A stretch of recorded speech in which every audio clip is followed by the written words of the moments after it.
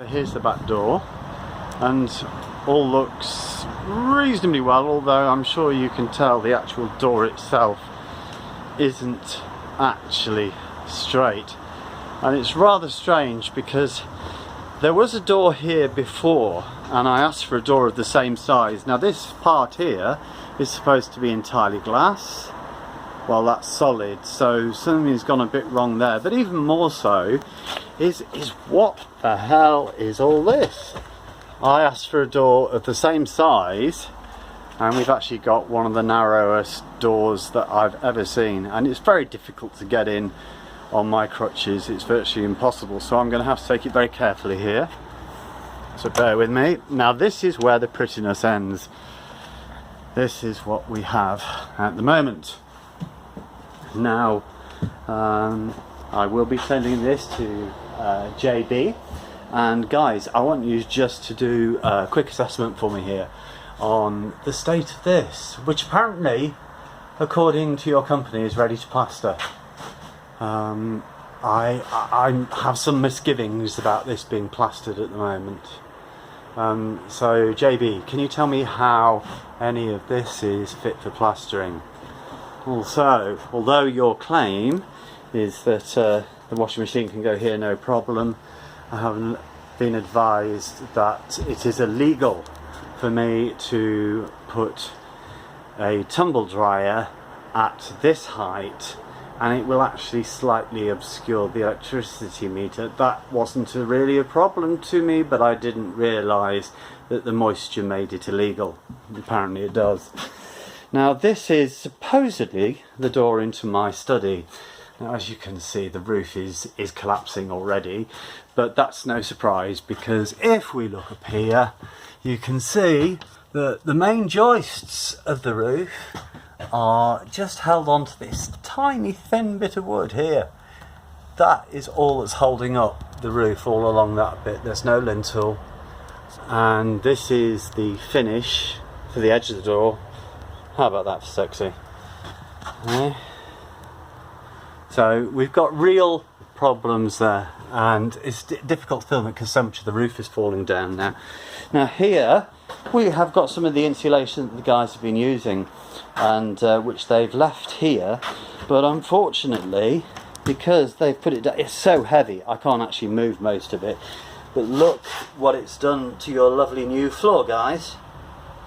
Yep, that's the floor I'm left with. Absolutely disgusting. Absolutely disgusting. Right, let's move on. Here we have the windows. Now apparently this is a normal standard frame, and this is the normal standard insulation, except that no other builder agrees with you. So there seems to be quite an issue there. The window put in by another company isn't bad. Unfortunately, it seems that all of this is going to have to come off. Now here we come up to this bit. Oh dear, what's this? Oh yes, look, none of it ready for plastering. But have you spotted the big error with the ceiling? Let's have a look at that, okay?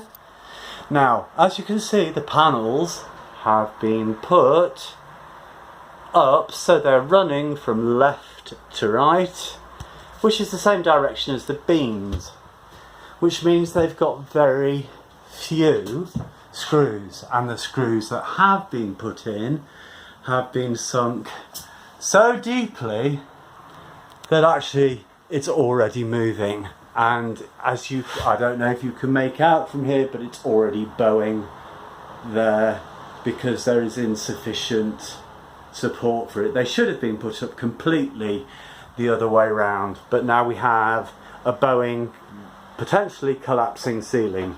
So you might think that, okay, they can rectify that quickly, but what's this here? This here is the wiring for the light that is supposed to go here, and I really don't know quite how they plan, now that they've already boarded the roof, to get that cable from there to there. Perhaps someone can explain. And we've got exactly the same issue here. Here's the cable, yeah, and that should be going to a light fitting there, and I just cannot see how you do that without taking all the boarding down. If that wasn't enough, hello cable, here's another one. Now this one was attached to the socket which is just hidden there, but when the guys took down the garage door they snapped it, and they failed to reconnect it to this side, so it's going to have to come through the roof, but that's got plasterboard on the wrong way, which has got to come off anyway. But the point is that why is it plasterboarded with the cable in the wrong place?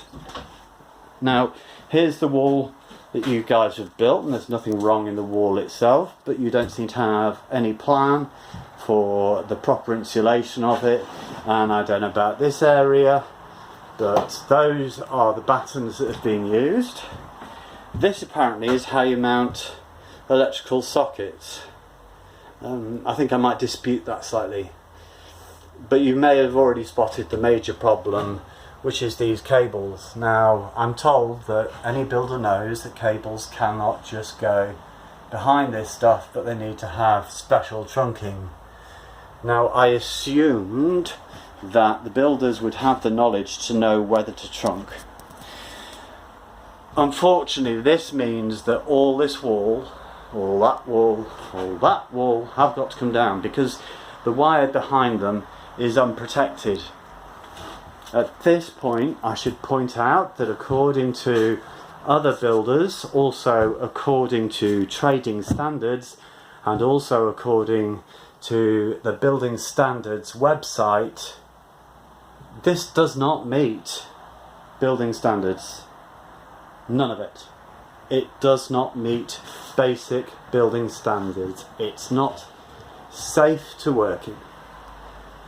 I'm told that they're trying to build a workshop, which is never what I asked for. It's supposed to be a lovely workroom for my wife to be able to do some sewing. And look, we can see a few problems. Look, see that there?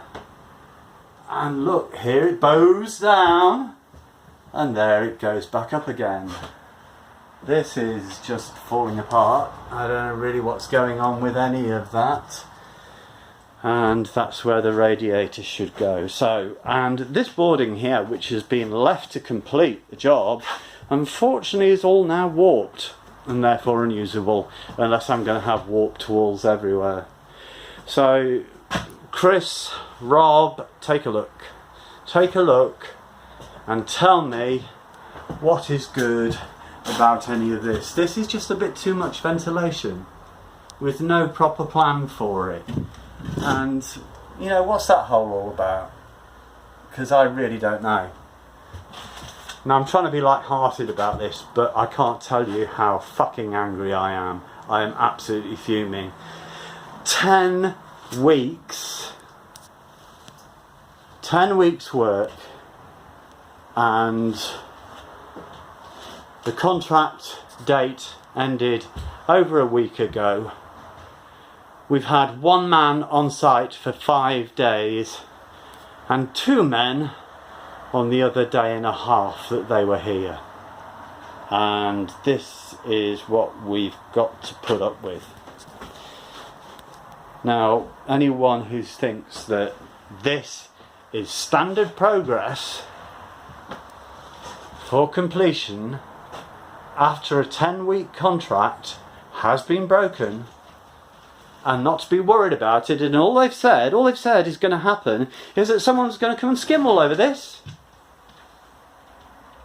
How do you skim over that? How do you skim over that? How do you skim over all of this? How do you skim over this wall? How do you skim over this when it's not even got plasterboard on it? And what about the fucking great hole? You're not going to do that very easily, are you? No. So, I mean, I could go on. There is more.